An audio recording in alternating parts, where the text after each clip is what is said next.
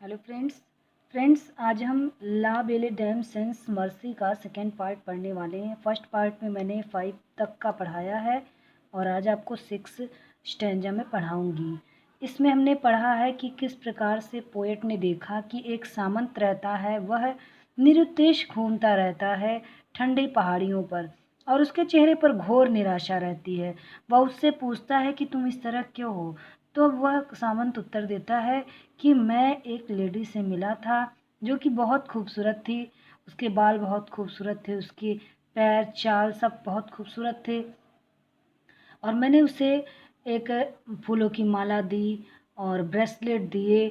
ऐसा लग रहा था कि वो भी मुझे प्यार करने लगी है। उसके बाद देखिए अगले स्टैंजा में क्या होता है। अब हम पढ़ेंगे stanza number 6। I set her on my pacing stead. मैंने उसे अपने स्लोली चलते हुए, मतलब मंद गति से चलते हुए अपने घोड़े पर बैठाया। पेशिंग का मतलब होता है धीरे से चलते हुए और स्टीड मतलब होता है घोड़ा। And nothing else saw all day long for sidelong would she bend and sing a fairy song. और पूरे दिन मैंने और कुछ भी नहीं देखा। Nothing else saw all day long, मैंने पूरे दिन कुछ भी नहीं देखा। For sidelong would she went, क्योंकि वह एक तरफ अपना मुख करके झुकी हुई थी। And sing a fairy song, और एक बहुत ही खूबसूरत सा परियों का गीत गा रही थी। तो इसलिए वो जो सामंत है वह उसी को देखता रह गया, क्योंकि वह उसकी तरफ मुख किए हुए थी। अगला स्टैंजा देखिए। She found me roots of really sweet. Found me मतलब उसने मुझे लाकर दिया। रूट्स ऑफ रियली स्वीट्स, बहुत ही मीठे स्वादिष्ट कुछ फल ला के दिए। एंड हनी वाइल्ड एंड माना ड्यू, और बहुत ही अच्छे मीठे शहद दिए और स्वादिष्ट, बहुत ही अच्छा देवताओं के लिए जो भोजन रहता है ऐसा भोजन मुझे दिया उसने, मतलब बहुत स्वादिष्ट भोजन दिया। And sure in language strange, और निश्चित ही उसकी जो भाषा थी वो स्ट्रेंज थी, मतलब मेरी समझ में नहीं आ रही थी।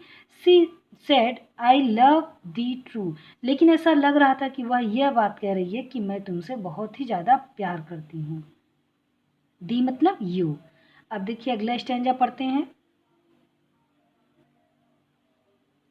सी टुक मी टू हर एल्फिन ग्रोट।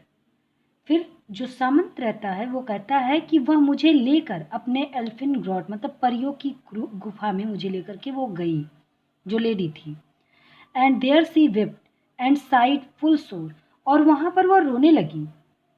वह बहुत दुखी हो गई और रो रो कर रोने लगी और आहें भरने लगी। सिसकी बंद गई उसकी। And there eyes shut her wild wild eyes with kisses four. जब वो रोने लगी तो नाइट ने सोचा कि इसलिए रो रही है वो कि वह उसे छोड़कर चला जाएगा, इसलिए वो रो रही है, ऐसा उसने सोचा। और उसकी आंखों पर वाइड आईज मतलब उसकी आंखें बहुत अधिक इमोशनल थी, ऐसा लग रहा था कि वह प्रेम से परिपूर्ण है। उसकी खूबसूरत आंखों पर उसने प्रेम भरा किस किया, जो सामंत है उसने, और उसने अपनी आंखों को बंद कर लिया। वह उसे सांत्वना दे रहा था कि मैं तुम्हें छोड़ करके कभी नहीं जाऊंगा। And there she lulled me asleep, और वहां उसने मुझे लोरी गा करके सुलाया। And there I dreamed, ah woe betide, the latest dream I ever dreamed, और वहां मैंने एक स्वप्न देखा। ओह बहुत ही दुख भरा स्वप्न, मेरा आखिरी स्वप्न जो मैंने कभी जिंदगी में देखा। उस ठंडी पहाड़ी पर मेरा आखिरी स्वप्न इसलिए था क्योंकि उसके बाद मैं कभी सोया ही नहीं। बहुत ही दुखदायक और कष्टकारक वो समय था। अब देखिए स्वप्न में क्या देखता है। आयशा पेल किंग्स, मैंने स्वप्न में देखा पीले पीले राजाओं को। एंड प्रिंसेस टू, और राजकुमारों को भी जो बहुत ही पीले थे। पेल बैरियर्स, पीले पीले योद्धाओं को मैंने देखा। डेथ पेल वर दे आल, वो सब इतने पीले थे जैसे कोई मृत व्यक्ति, जैसे मरा हुआ व्यक्ति पीला पड़ जाता है उसका शरीर, उसी प्रकार वो सारे लोग पीले थे। द क्राइड, वो चिल्ला रहे थे, क्या कह रहे थे। La Belle Dame sans merci had thee in thrall, उस दयाविहीन स्त्री ने तुम्हें भी अपने जाल में फंसा लिया है। थ्रैल मतलब कि स्लेवरी, कंडीशन ऑफ स्लेवरी मतलब दासता की अवस्था जो होती है। वो लोग चिल्ला रहे थे कि उस दयाविहीन सुंदर स्त्री ने तुम्हें भी अपनी दास्ता में के बेड़ियों में जकड़ लिया है। आई सा देयर स्टारवेड लिप्स, मैंने उनके, स्टारवेड मतलब होता है कि सूखे होठ, मैंने उनके सूखे हुए होठों को देखा। इन द ग्लूम, और धुंध में, जैसे शाम का समय है उस टाइम की बात है, धुंध के समय विथ हॉरिड, अंधेरा हो रहा था और वो बहुत ही भयानक लग रहे थे। वार्निंग गैप्स वाइड, उनके होठ जो है वो खुले हुए थे, ऐसा लग रहा था मुझे कुछ बता रहे हैं। And I evoke and found me here on the cold hill side, और मैं जगह और अपने आप को पाया उन ठंडी पहाड़ियों के बीच में। चलिए लास्ट वाला स्टैंजा पढ़ते हैं अब।